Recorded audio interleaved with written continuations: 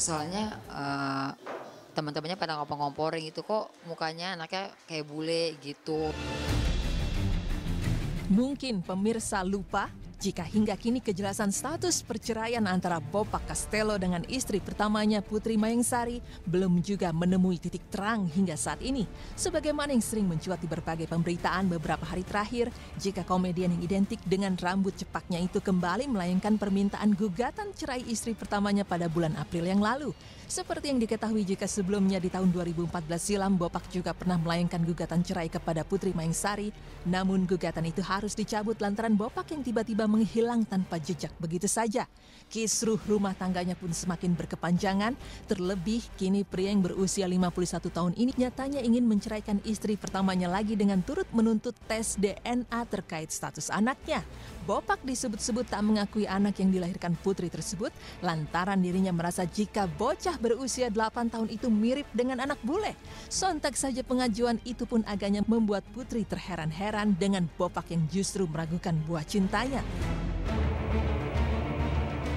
Ini tidak ada tanggapan atau respon dari Bang Bopak mengenai nafkah anak, tetapi malah Bopak menggugat cerai Putri dan di situ dilampiri dengan tes DNA. Sedangkan kan Bopak mengakui anaknya sebelumnya. Kok kenapa gitu loh melakukan tes DNA gitu. Tuh 2014 itu masih kita bicara baik-baik, masih bertemu sama Bopak dan orang tua Putri bilang nasihatin Bopak kenapa gitu mau ngelakuin tes DNA.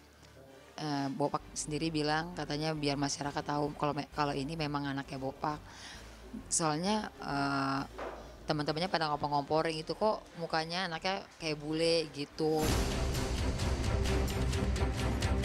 Meski adanya keraguan yang melanda diri pria bernama lengkap Indrayana Bidwi ini, namun Putri menyebut jika Bopak masih mengakui keberadaan sang anak.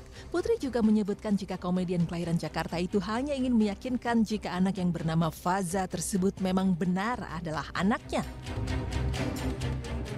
Karena waktu biaya persalinan Bopak yang bayar, terus Bopak pun yang mengasih nama anaknya. 2014 Bopak sempat ngerayain ulang tahun anaknya. Bopak mau meyakinkan pada masyarakat kalau memang ini memang anaknya gitu.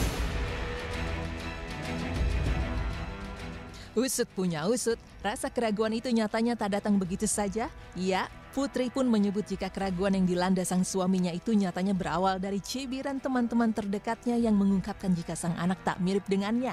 Padahal menurut Putri, ia bisa memastikan jika putranya itu sangat mirip dengan Bopak. Dan teman-temannya Bopak mungkin taunya anaknya katanya mirip bule putih, tapi sebenarnya tuh apa yang diomongin orang-orang terus teman-temannya Bopak itu salah. Sebenarnya anaknya nggak seperti yang apa yang dibilang sama mereka. Dari pengajuan permohonan cerai ini, tes DNA untuk sang anak rupanya akan berlangsung pada tanggal 28 Mei mendatang. Putri pun mengaku jika dirinya telah siap membuktikan perihal anaknya yang merupakan darah daging dari lelaki yang pernah ia cintai tersebut, yakni Bopak.